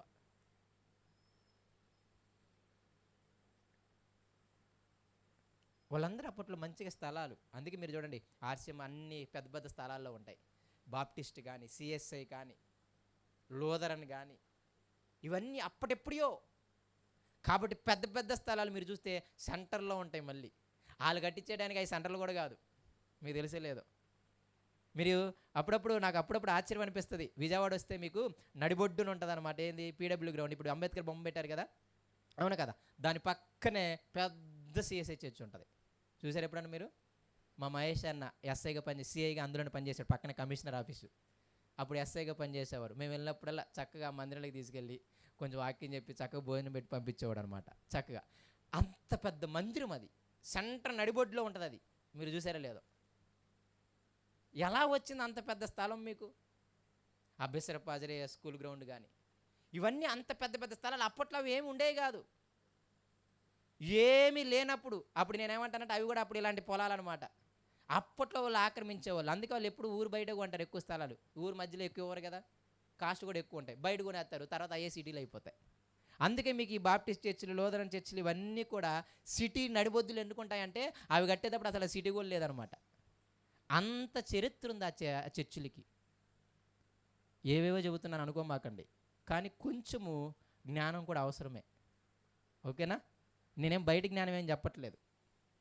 ఇప్పుడు మీరు ఎందుకు ఈ మాట అంటున్నానంటే, ఇప్పుడు మన ఆస్తులు జప్తు చేస్తున్నారు, ఇప్పుడు మన ఆస్తులు జప్తు చేస్తున్నారు అనుకుంటున్నారు. నిజంగా ఇప్పుడు మీరు బాగా చూడండి, ఇప్పుడు ప్రతి క్రైస్తవుని ప్రతి పాస్టర్ గారు ఏమంటున్నారు తెలుసా? ఇప్పుడు మీకు ధనం ఉంటే త్వరగా స్థలాలు కొనండి అంటారు. నేను కూడా దానికి అగ్రీ అవుతాను. డబ్బులుంటే స్థలం కొనండి అంటాను అనమాట. ఎందుకు? అలా చచ్చిపోయి అలా ఉండిపడి ఉంటుంది. స్థలం మన పేరుంటే ఎవరేమనలేరు ఇక, అంతేనే కదా? అది కూడా మంచిదే. కాబట్టి మీరందరూ జ్ఞాపకం చేసుకోనండి. ఎందుకు ఈ మాటలన్నీ చెబుతున్నాను అంటే, ఈరోజు ఏదో పెద్ద మనల్ని రాజకీయ పరంగా లేకపోతే ఇటు పరంగా మనకి శ్రమలు వచ్చినాయని మీరు అనుకుంటున్నారేమో, కానీ ఆదిమ సంఘములో ఆ హెబ్రీలకి వచ్చిన శ్రమలు అంతా ఇంత కాదు. వాళ్ళని జైల్లో ఉంచారు, వాళ్ళని ఇబ్బంది పెట్టారు, వాళ్ళ ఆస్తులు పోగొట్టుకున్నారు. కానీ అక్కడ రాయబడిన మాట మళ్ళీ చెబుతున్నాను, మీకు తెలుసో లేదో, శ్రేష్టమైన స్వాస్థ్యం పరలోకంలో ఉంది. ఒక మాట ఇక్కడ చేయించి ఒక మాట చూపిస్తాను చూడండి. జ్ఞాని అయిన సొలొమోను ప్రసంగి గ్రంథము 11వ అధ్యాయంలో ఒక మాట అన్నాడు చూడండి. జ్ఞానం యొక్క ఉపయోగం ఏంటో మీకు చెప్తాను ఒకసారి. ఆ మాట చదువుదాం. ప్రసంగి గ్రంథము 11వ అధ్యాయము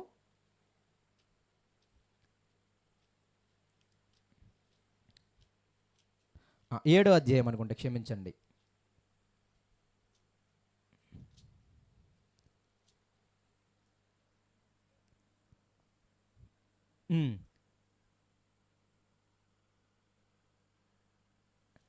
ఏడో అధ్యాయము 9వ వచనం నుండి నేను చదువుతాను, మీరు ఆలకించండి. జ్ఞాని అయిన ఆయన ఏం మాటలు మాట్లాడుతున్నాడో చాలా జాగ్రత్తగా మనసు పెట్టాలి దయచేసి. ఆత్రపడి కోపపడవద్దు, బుద్ధిహీనుల అంతరంద్రియములందు కోపం ఏం చేస్తుంది? సుఖ నివాసము చేయును. తర్వాత 10వ వచనము, ఈ దినముల కంటే మునుపటి దినములు ఏల క్షేమకరములని అడగవద్దు, ఈ ప్రశ్న వేయుట జ్ఞానయుక్తము కాదంట. ఏంటంట? ఈ దినముల కంటే మునుపటి దినాలు ఎలా క్షేమకరములు అంటే, ఈ దినాల కంటే కూడా ఇంతకు ముందు దినాలు ఎలా మంచివి, ఎంత గొప్పవో అని అనమాకండి. అసలు ఆ ప్రశ్న మంచిది కాదంట, అది మనకి క్షేమకరం కాదంట. కాబట్టి ఉన్నదాన్ని అనుభవించనని ఆయన ఉద్దేశం. ఇంకా కిందకి వెళ్తాను చూడండి. జ్ఞానము స్వాస్థ్యమంత ఉపయోగము. దేవుని గురించిన జ్ఞానం ఏంటంట? స్వాస్థ్యమంత ఉపయోగము. సూర్యుని కింద బ్రతుకు వారికి అది లాభకరం. ఏది? జ్ఞానము. జ్ఞానము ఆశ్రయాస్పదము. జ్ఞానం ఏంటంట? ఆశ్రయాస్పదం అంటే ఏంటి? జ్ఞానాన్ని మనం ఆశ్రయించవచ్చు, జ్ఞానాన్ని మనము జ్ఞానం మీద ఆధారపడవచ్చు. ఇంకో మాట చెప్పాలంటే, భూమి మీద ఏదైనా నమ్మదగింది ఉందా అంటే జ్ఞానం నమ్మదగిందంట. ఆశ్రయాస్పదం అంటే అది అర్థం. అయ్యా, నేను మా అమ్మ నాన్నల మీద ఆధారపడవచ్చా అంటే డౌటే చెప్పొచ్చు మనం, అవునో కాదు అని. అవునా కదా? కానీ ఆయన చెప్పే మాట ఏంటంటే, జ్ఞానము మీద మాత్రం కళ్ళు మూసుకొని ఆధారపడవచ్చంట. ఈ భూమి మీద అత్యంత ధనము, స్వాస్థ్యం ఏంటి అంటే జ్ఞానము. దేవుని గురించిన మాట కింద అంటాడు, దేవుని గురించి మీరు ఎతకండి అంటాడు కింద. జ్ఞానము ఏంటంట? స్వాస్థ్యముగా మనం ఉండాలి. అందుకే అక్కడ హెబ్రీ సంఘము శ్రేష్టమైన స్వాస్థ్యము ఆ జ్ఞానములో ఉంది. అయ్యా, ఈ లోకమంతా అశాశ్వతమైనది, ఈ ధనమంతా అశాశ్వతమైనది, కానీ రాబోయే లోకం ఉందే అది శాశ్వతమైందని జ్ఞానము చెబుతుంది. కాబట్టి వాళ్ళు ద్రవ్యాన్ని విడిచిపెట్టేశారు. అర్థమవుతుందా? మరి శ్రేష్టమైన స్వాస్థ్యం కోసం ఈ భూమి మీద ఉన్న ధనాన్ని విడిచిపెట్టేశారు కింద. అది అందుకే అంటున్నాడు, జ్ఞాని అయిన సొలొమోను అంత ధనము అనుభవించినోడు, ఫుల్ ఫ్లెడ్జ్డ్గా ధనం ఉన్నాడు. కాబట్టి ఆయన అనేది ఏంటంటే, అరే బాబు, ధనం కాదు, జ్ఞానము ఆశ్రయాస్పదము. ధనాన్ని కూడా ఆశ్రయాస్పదం అంటాడు కింద. చూద్దాం రండి. 12వ వచనము, జ్ఞానము ఆశ్రయాస్పదము, ద్రవ్యము కూడా ఆశ్రయాస్పదమే, అయితే జ్ఞానము దాని పొందు వారి ప్రాణమును రక్షించును, ఇదే జ్ఞానము వలన కలుగు లాభము. దేవుని క్రియలను ధ్యానించుము, ఆయన వంకరగా చేసిన దాన్ని ఎవడ చక్కబరుచును. అయితే ఇక్కడ మీకు మాట చెప్తున్నా, ధనము వ్యర్థము వృధా అని అనటం లేదు, కానీ ఆయన ఉద్దేశంలో ఏంటంటే, నువ్వు బ్రతకడానికి ధనం అవసరమే, ధనము కూడా ఆశ్రయాస్పదమే, కానీ ప్రాణాన్ని రక్షించేది మాత్రము జ్ఞానమే. అందుకు ధనము కంటే దేవుణ్ణి మొదటి ప్లేస్లో పెట్టారు. అర్థమవుతుందా? సొలొమోను బోలెడంత ధనవంతుడు, ఆయన కాలిగోటుకు కూడా సరిపోం మనం. అప్పట్లోనే ఆయన ఆస్తి ఎంత అంటే ఎప్పుడు విన్నాను, 1,00,00,000 అంట. ఎంత అంట ఆయన ఆస్తి? 1,00,00,000. సొలొమోన్, ఎక్కడ వీడియోలు విన్నాను అది. అప్పట్లోనో సొలొమోన్ ఆస్తి 1,00,00,000. 600 మనుగుల బంగారం వచ్చేదంట. మనుగంటే 25 కేజీలు బస్తా. సంవత్సరానికి ఏటాటి ఎంతంత వచ్చేది తెలుసా ఆయనకి? 600 మనుగులు అంటే ఎంత తెలుసా? 625 కేజీల బంగారపు బస్తాలు వచ్చాయి ఆయనకి. ఎంత? మనుగంటే 25 కేజీలు, మినిమం 17 కేజీలు. ఏట అంటే సంవత్సరం వచ్చాయంట 600 మనుగులు. ఆయన కాలంలో అసలు వెండికి లెక్కే లేదంట. ఈరోజు వెండి కొనుక్కోవడానికి చచ్చిపోతాం మనం, బంగారం తర్వాత సంగతి. ఆయన కాలంలో వెండికి లెక్కలేదు. ఆయన చరిత్ర అంతా తెలిస్తేనే ఆయన మాటలు అర్థమవుతుంది అనమాట. అంత అనుభవించినోడు ఏమంటున్నాడంటే, ఇదిగో జ్ఞానము, దేవుని గురించి వెతకండి. ఆయన జ్ఞానము ఆశ్రయాస్పదము. ఎవడన్నా నమ్మదగిన వాడు ఉన్నాడా? ఏదైనా ఆశ్రయింపదగింది ఉందా? ఏదైనా నమ్మదగింది ఉందా? ఒకానొక రోజు భర్తను కూడా ఆశ్రయించలేం, ఒకానొక రోజు భార్యను కూడా ఆశ్రయించలేం, తల్లిదండ్రులు కూడా ఆశ్రయించలేం, నమ్మలేకపోతున్నాం. కానీ ఒకటి మాత్రం ఆశ్రయాస్పదము. ఏంటి అంటే జ్ఞానము. ద్రవ్యం కూడా ఆశ్రయాస్పదమే, కానీ మరి జ్ఞానం వల్ల లాభం ఏంటాయి అంటే ప్రాణాన్ని కాపాడేది మాత్రం జ్ఞానమే.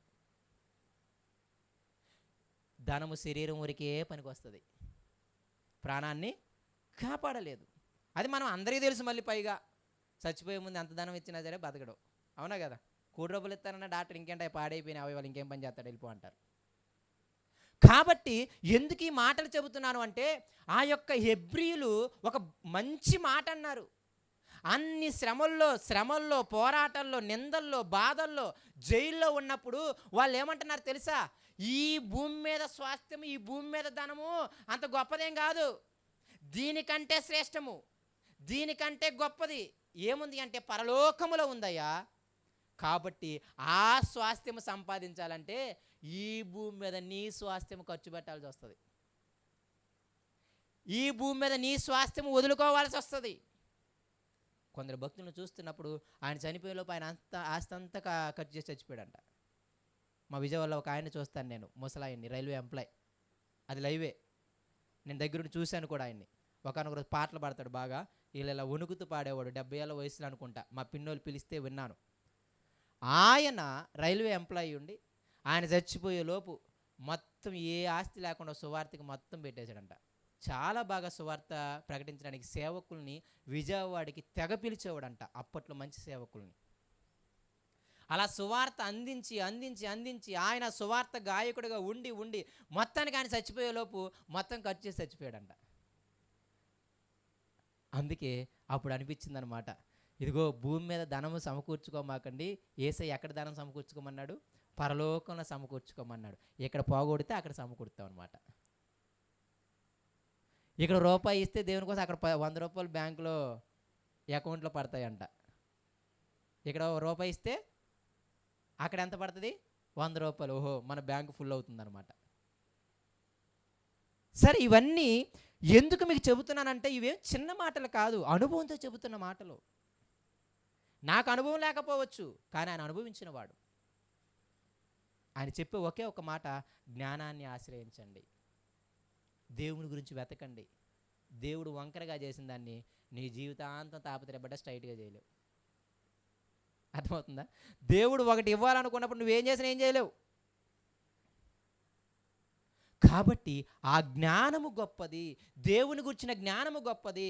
అది వాళ్ళకి అర్థమైంది. కాబట్టే ఆ యొక్క హెబ్రీలందరూ కూడా తమకున్న స్వాస్థ్యాన్ని అమ్మి వేసుకోవడానికి ఇష్టపడ్డారంట. కాబట్టి వాళ్ళతో అంటున్నాడు, అమ్మా ఇంత కష్టపడ్డారు కదా, ఇంత శ్రమ పడ్డారు కదా పూర్వం, దయచేసి ఆ పూర్వపు దినాలు జ్ఞాపకం తెచ్చుకోండి, ఆ కష్టాన్ని జ్ఞాపకం తెచ్చుకోండి అని చెప్పి ఆయన ఏమంటాడు అంటే, చివరి మాటలు చదువుదాం చూడండి. హెబ్రీ పత్రిక 10వ అధ్యాయానికి వద్దాం.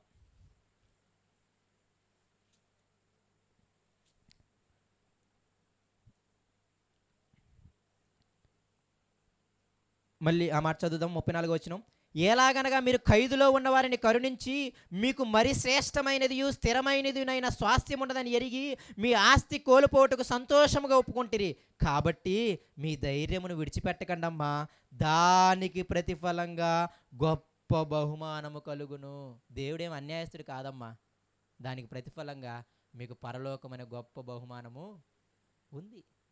ఆయన తనంతట తానే చేసిన వాగ్దానం ఏంటో తెలుసా? మనందరికి పరలోకం ఇస్తాను అని. అవునా కదా? 1 యోహాను 2:22 అనుకుంటా. దేవుడు తనంతట తానే మనకు చేసిన వాగ్దానం ఏంటి అంటే నిత్య జీవమును అనుగ్రహించుననుదయే. దేవుడు బహుమానాన్ని ఇస్తాడమ్మా, బహుమానాన్ని ఇస్తాడు. అందుకే మోషే గురించి ఎబ్రీ పత్రికలో రాసినప్పుడు 11వ అధ్యాయంలో ఏం రాస్తాడు తెలుసా? మోషే ఇదిగో ఈ అల్పకాలము పాపభోగం అనుభవించడం కంటే కూడా దేవుని ప్రజలతో నిందలు అనుభవించడం నాకు మేలు అనిపించి, ఇక్కడ రాజుగా ఉండటం కంటే కూడా దేవుని ప్రజలతో తిట్టించుకోవడం సనిగించుకోవడం నాకు ఇష్టం అనిపించి వెళ్ళిపోయాడు అంటాడా లేదా భక్తుడు? కింద ఏమని తగిలిస్తాడు తెలుసా? ఆయన ఏమి పని లేనడేం కాదు, ప్రతిఫలముగా కలుగబోవు బహుమానమునందు ఆయన దృష్టి ఉంచాడు అంటాడు. మోషేకి జ్ఞానం ఉంది. ఇలా శ్రమ పడితేనే, ఇలా నిందలు పడితేనే నాకు ప్రతిఫలంగా ఒక బహుమానం ఉంది. ఆ మాట చదువుతారా? నేనేమైనా అబద్ధం చెప్తున్నాను అనుకుంటారా? 11వ అధ్యాయము పక్కనే చూడండి, ఇబ్బంది ఏం లేదు. మన సమయం 7 కాబట్టి మీరు బాధపడాల్సిన అవసరం లేదు. సరే, ఇబ్బంది పడకండి, చూడండి. అయిపోయింది 2 నిమిషాలు. మోషే గురించి ఎక్కడుంది 11వ అధ్యాయంలో? 24 చూడండి, నేను చదువుతా చూడండి. మోషే పెద్దవాడైనప్పుడు విశ్వాసమును బట్టి ఐగుప్తు ధనము కంటే క్రీస్తు విషయమైన నింద గొప్ప భాగ్యమని ఎంచుకొని అల్పకాలము పాపభోగము అనుభవించుట కంటే దేవుని ప్రజలతో శ్రమ అనుభవించట మేలని యోచించి ఫరో కుమార్తె యొక్క కుమారుడు అనిపించుకున్నట్టుకు ఒప్పుకొనలేదు. ఎందుకు? పిచ్చోడేం కాదు, ఏలయనగా అతడు ప్రతిఫలముగా కలగబోవు బహుమానమునందు దృష్టి ఉంచెను. ఆయనకి తెలుసు ఈ భూమి మీద రాజపదవి ఎత్తారు, నాకు ఇప్పటికే 80 ఏళ్ళు వచ్చాయి. అవునా కదా? అంతేనే కదా? ఆయన వచ్చే సమయానికి ఎన్ని ఏళ్ళు వచ్చాయి? 80 ఏళ్ళు వచ్చాయి. మహా అంటే ఇంకో 40 సంవత్సరాలు బతుకుతాను. 120 సంవత్సరాలు కదా ఆయన బతికింది. ఈ అల్పకాలం ఈ సుఖం అనుభవించి తర్వాత జీవితాంతం నరకంలో ఆడతన పడ్డం ఎందుకులే. అది ఆయన లెక్క అనమాట. అల్పకాలము అనే మాట అదే అన్నాడు. భోగం వస్తుంది. ఇప్పుడు రాజపదవి ఇస్తే భోగం అనుభవిస్తాడు, ఎంజాయ్ చేస్తాడా లేదా? భోగం అంటే ఎంజాయ్ చేయడం. ఆ రాజపదవి ఇస్తే ఎంజాయ్ చేస్తాడు. కానీ విషయం ఏంటంటే మోషేకి తెలిసిన విషయం ఏంటంటే అది అల్పకాలం, మహా అంటే 40 సంవత్సరాలు. ఈ 40 సంవత్సరాల సుఖం కోసం నేను చూస్తే ఎల్లకాలం యుగ యుగాలు ఆ బంగారపు వీధుల్లో, బంగారపు పట్టణంలో, బంగారపు గృహాల్లో యేసయ్యతో పాటు నిత్యము ఆనందించే బాధ ఉండదంట, ఆకలి ఉండదంట, దాహం ఉండదంట, ఏదో ఉండదంట. అటువంటిది యుగ యుగాలు కోట్ల సంవత్సరాలు అనుభవించేది పోగొట్టుకుంటాను అని చెప్పి ఆయనకు బాగుగా తెలుసు. ఏలయనగా మాటలు చదివితే కనెక్షన్లు చాలా బాగుంటాయి అన్నమాట. మోషే పిచ్చోడేం కాదు. అలాగే ఈ సంఘానికి కూడా ధైర్యం పలుకుతున్నాడు. మీరేదో ఆస్తి కోల్పోయాము, మీరేదో నిందలు పడుతున్నారు, మీరేదో బాధలు పడుతున్నారు, మీరు పోరాటాలు చేస్తున్నారు, నేను కాదని అనను.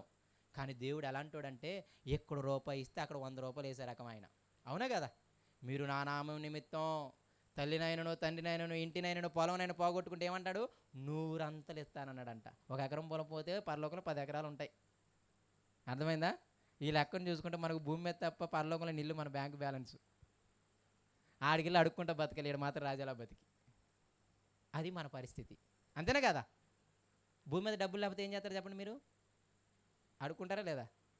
కొన్ని రోజులకి ఆకలితో చచ్చిపోతారు లేదా? పరలోకంలో మన పరిస్థితి అది. ఆయన పరలోకం ఇచ్చినా మనం బతకలేం, ఎందుకంటే ఆయనకి అకౌంట్లో బ్యాలెన్స్ లేదు మనకి. ఎప్పుడైనా మీకు పరలోకంలో ధనం సమకూర్చుకోవడం చెప్తాను నేను.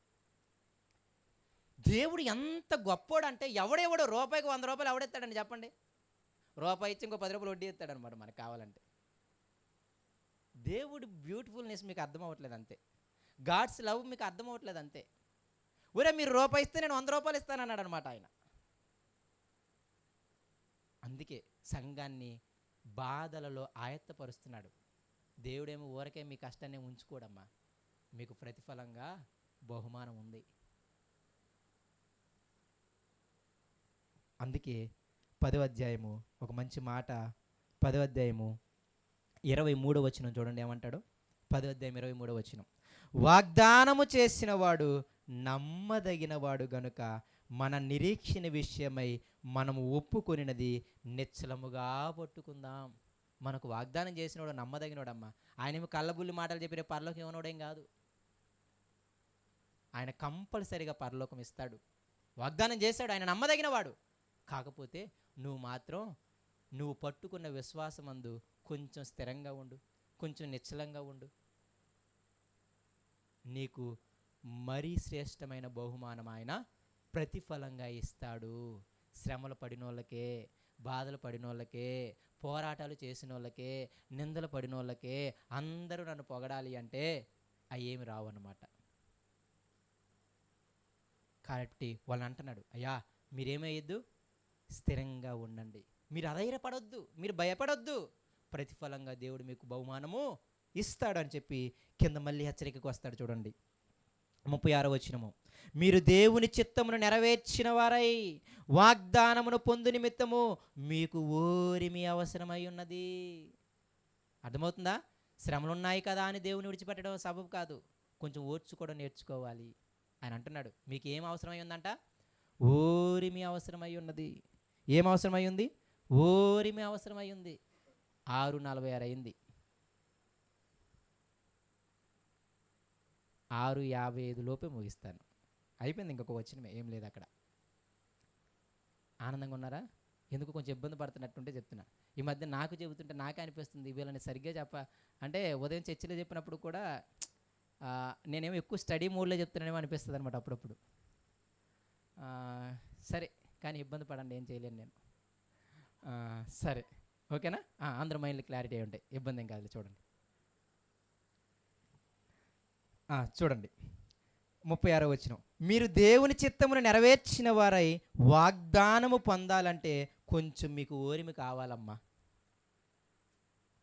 నాకు 30,000 శాలరీ జాబు కావాలంటే కొంచెం ఓర్చుకొని చదవడం నేర్చుకోవాలి. అంతేనే కదా? అంతేనే కదా? ఎమ్మటే చూసేసి అబ్బా నాకు ఆయన లాంటి జాబు రావాలి అంటే సరిపోదు. ఏం చేయాలి?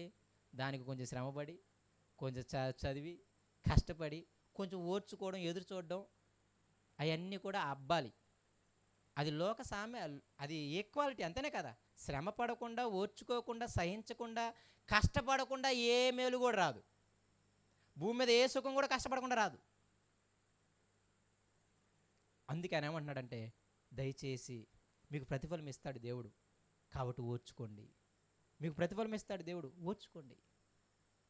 తర్వాత మాట ఏమంటున్నాడు చూడండి 37వ వచనం, ఇక కాలము బహు కొంచెముగా ఉన్నది, వచ్చుచున్నవాడు ఆలస్యము చేయకవచ్చును. నా ఎదుట నీతిమంతుడైన వాడు విశ్వాసం మూలగా జీవించును, కానీ అతడు వెనుకకు తీసిన ఎడల అతని యందు నా ఆత్మకు సంతోషం ఉండదు. నేనేమంటానంటే, ఒక బ్రతిమలాడి చెప్పే మాట ఏంటి అంటే, అరే మీరు శ్రమల్లో బయటికి వెళ్ళిపోతే దేవుడికి అంత సంతోషం ఉండదురా అని చెప్తున్నాడు అనమాట ప్రేమగా. అర్థమవుతుందా? మీకు శ్రమలు వచ్చినాయి కదా, ఇంకెంతకాలం చెప్పండి, ఇంకో కొంచెం కాలం యేసయ్య వచ్చేస్తాడు. అర్థమవుతుందా? అదే అని చెప్పే మాట. కొంచెం ఓర్చుకోండి, ఓర్చుకోండి అని చెప్పిన ఆయనే, ప్రతిఫలం ఇస్తాడు ఓర్చుకోండి అని చెప్పిన ఆయనే. ఇంకెంతకాలం రా నాయన, ఇప్పటికే 50 ఏళ్ళు వచ్చాయి, మా అంటే 5 సంవత్సరాల కంటే ఎక్కువ బతుకు, ఇంకెందుకు బాధ నీకు చెప్పు, అంత బాధ. 30 ఏళ్ళు వచ్చాయి, ఇంకో 30 ఏళ్ళు బతుకుతాము కూడా డౌటే.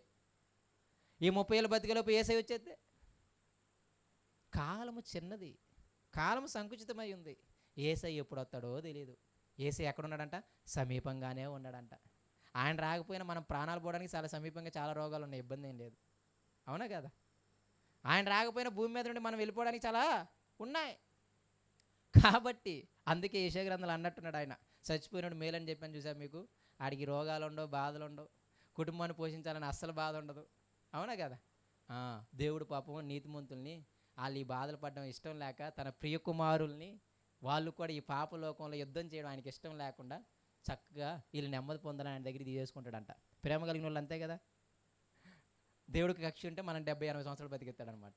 నిజమే, దేవునికి కక్ష ఉంటే అంత సావాలి నువ్వు, రోగాలతో, కుటుంబ బాధలతో, అప్పులతో, వీటన్నిటితో సావాలన్నమాట. అది కూడా ఒక శిక్షే. వింతగా చూస్తున్నారు నన్ను ఏమన్నా?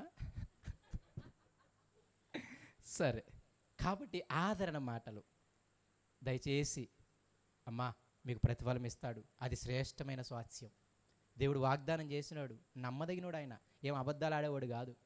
కాబట్టి ఓర్చుకోండి. ఇంకా కొంచెం కాలమే, యేసయ్య వచ్చే కాలం అయిపోతుంది, వచ్చేస్తుంది. ఇంత పోరాటం చేసి 20 సంవత్సరాల విశ్వాసం, అంత ఆస్తిని కోల్పోయి ఇన్ని బాధలు పడి ఇప్పుడు ఎందుకు వెళ్ళిపోదాం అనుకుంటున్నావు? దయచేసి నీ ఆత్మని వెనక్కి తీసుకో. మాకు దేవుడికి బాధ ఉంటుంది, తండ్రికి బాధ ఉంటుంది, అదే చెప్తున్నాడు ఆయన.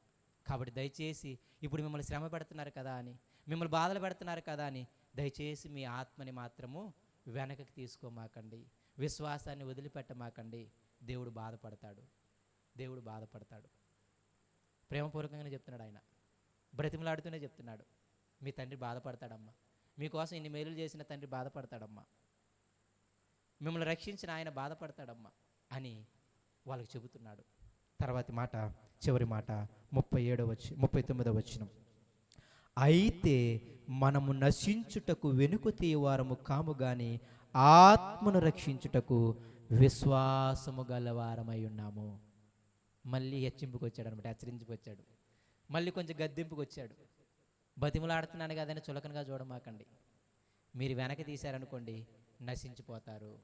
ఇక్కడ మీరు చూడండి, ఆత్మ అని మాత్రమే మాట్లాడాడు, శరీరం గురించి మాట్లాడలే.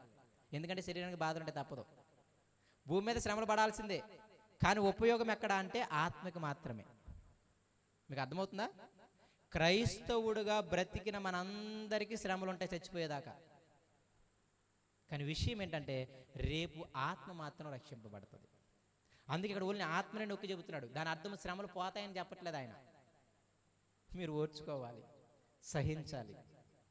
కానీ మీకు కలిగే నిరీక్షణ ఏంటంటే మీ ఆత్మ రక్షింపబడుతుంది, మీ ప్రాణము రక్షింపబడుతుంది. దేవుడు బాధపడతాడమ్మా అని బుజ్జగించిన ఆయనే ముగించే ముందు కొంచెం కఠినంగానే చెబుతున్నాడు. అయినప్పటికీ ఇంత బతిమలాడుతున్నాను కదా అని మీరు వెనక్కి తీస్తే మీ ఆత్మ నశించిపోతుంది, మీరు నరకానికి వెళ్ళిపోతారు. ఎన్ని శ్రమలు వచ్చినా నాకు పౌలు డీల్ చేసే విధానం చాలా మంచిగా అనిపిస్తుంది. ఎక్కడ బతిమలాడతాడో అక్కడే గట్టిగా కూడా వాదిస్తాడు. కొరింథీ సంఘంతో భలే వాదిస్తాడు. నేను వచ్చి బెత్తం పట్టుకుని రావాలా అంటాడు, తర్వాత మిమ్మల్ని బతిమలాడుతున్నాను అంటాడు. ఆయన స్ట్రాటజీ అర్థం కాదు అప్పుడప్పుడు. నిజంగా ఇక్కడ అంతా టోన్ మార్చుంటాడు, నాకు అలా అనిపిస్తుంది అనమాట. అందుకే అప్పుడప్పుడు నేను బాగా ఆవేశంగా చెప్తాను, బాగా గట్టిగానే చెప్తాను, కానీ కొన్ని విషయాలు చాలా తగ్గే చెప్తాను. ఎందుకంటే ఆ యొక్క భక్తుడి టోన్ అది, ఆ భక్తుడి హృదయం అది. ఆయనేదో మిమ్మల్ని ఏదో చెయ్యాలనే ఉద్దేశం కాదు. ఓర్చుకోండిరా, శ్రమ పడండి, బాధపడండి, ఇబ్బంది పడండి. ఇబ్బంది ఏం లేదు, శరీరమే మహా అంటే, కొంతకాలమే మహా అంటే. కానీ మీరు ఇన్ని శ్రమలు వస్తున్నాయి కదా, ఇన్ని బాధలు వస్తున్నాయి కదా అని మీ విశ్వాసాన్ని మాత్రం వెనక తీస్తే, నాగటి మీద చేయి పెట్టి వెనక చూచువాడు నా పాత్రుడు కాడు. మనందరము నశించిపోవటానికి